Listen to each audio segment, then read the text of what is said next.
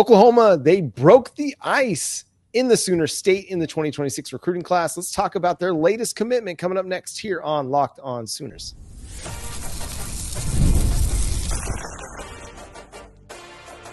You are Locked On Sooners, your daily podcast on the Oklahoma Sooners. Part of the Locked On Podcast Network, your team every day.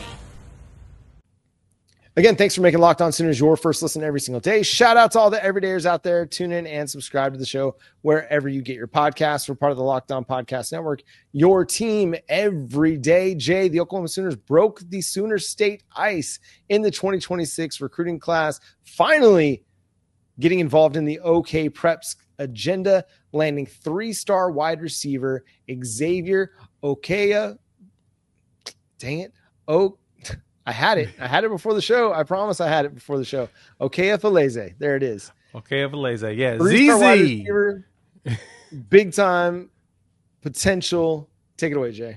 Yeah, I like his tape. When I went, exactly. ZiZi. We would just say that, right? I like his tape. Large shots. He got the offer. He went to the game this past weekend, got the offer, and basically, a couple days later, went ahead and dropped his commitment. And so you can tell that he was really excited about the idea of coming to Oklahoma. Then you saw Emmett Jones put out the chips or whatnot. And EJ likes receivers like this. This is one that adds to the arsenal of receivers that can be molded into something that could potentially turn into something special. He's 6'4", 6'5"-ish. He's about 200 pounds, so he's already big. He's got size. You can put another 20 pounds on him.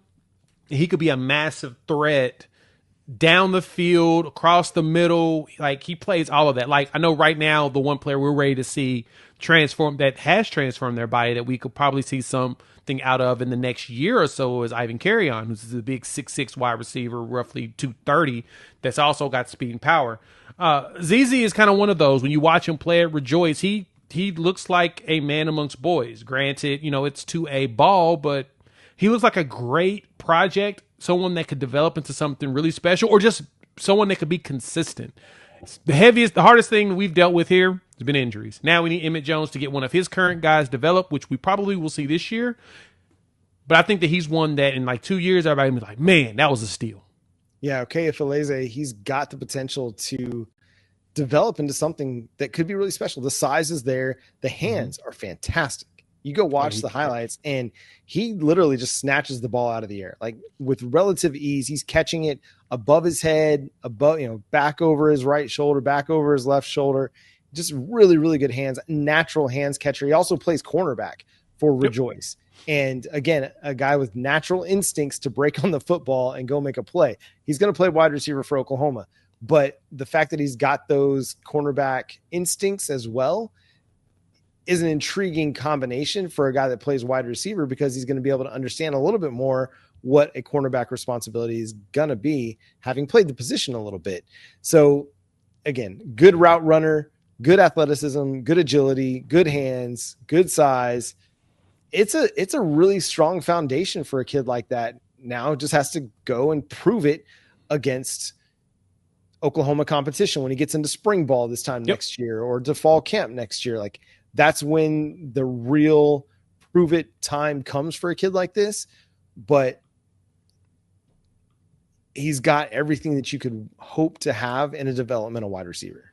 Yeah, he's a basketball player by trade. That's what he played mostly throughout. And then he gave football a chance, 46 catches, 900 yards, 9 touchdowns as a junior. And then, like last Friday, 11 catches, 236 yards, and 3 touchdowns in the season opener.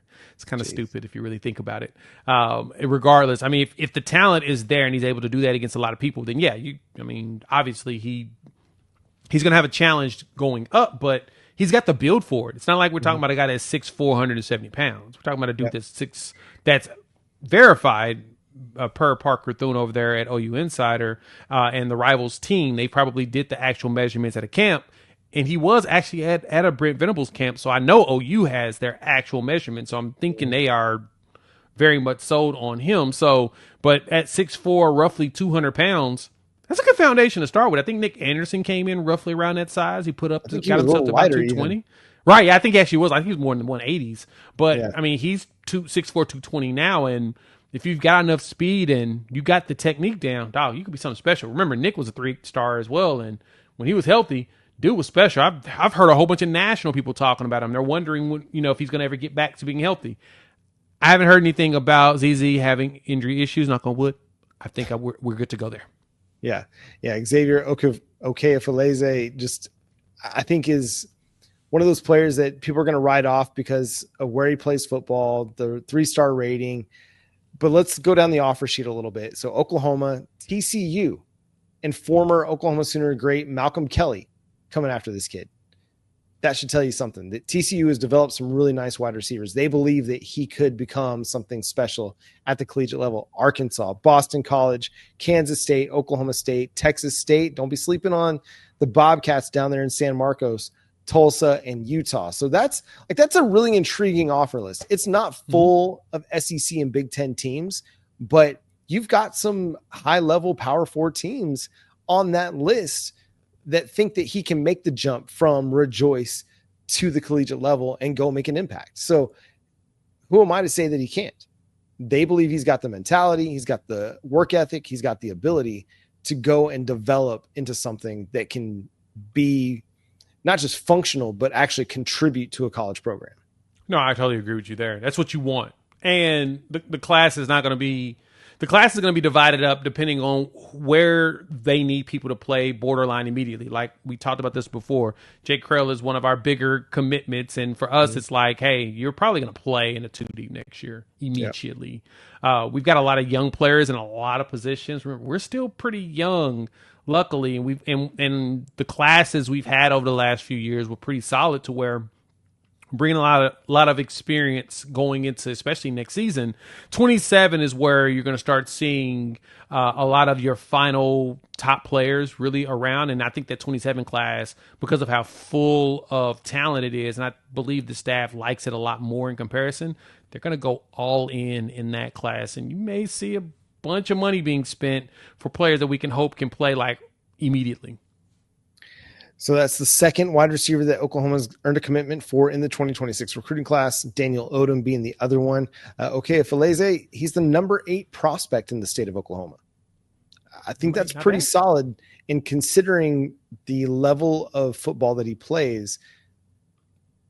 The Raiders are seeing something that goes beyond just a level of competition. So again, excited to see what he does once he gets on campus with Oklahoma and how he's able to continue to develop his game and refine his game ultimately towards making an impact with the Sooners. That's going to do it for today's episode of Locked On Sooners. Again, thanks you for making Locked On Sooners your first listen every single day. Shout out to all y'all, the everydayers, for hitting the subscribe button, hitting the notification bell to let you know when new episodes drop. It's another big moment on Locked On. College football fans, Locked On and Fire TV present College Football Kickoff, your ultimate college football weekly preview. Drake Toll of Locked On Big 12 leads the conversation along 2-time AP Coach of the Year, Gary Patterson, former college star for the UNC Tar Heels, Jesse Holley, and Locked On's local experts. A college football preview only Locked On can do. Catch College Football Kickoff every Thursday throughout the season only on Fire TV. Go follow Jay at Unfair Sports. Go check out his channel, Unfair Sports, over on YouTube. You can follow me at John9Williams and read my work covering the Sooners over at SoonersWire.com. But until next time, he's Jay Smith.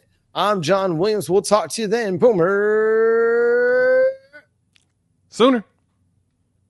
Oh, yeah. Watch Fire Stick. Watch the college football kickoff. We might be on there soon. Yep. Excited about Okwufulueze. It's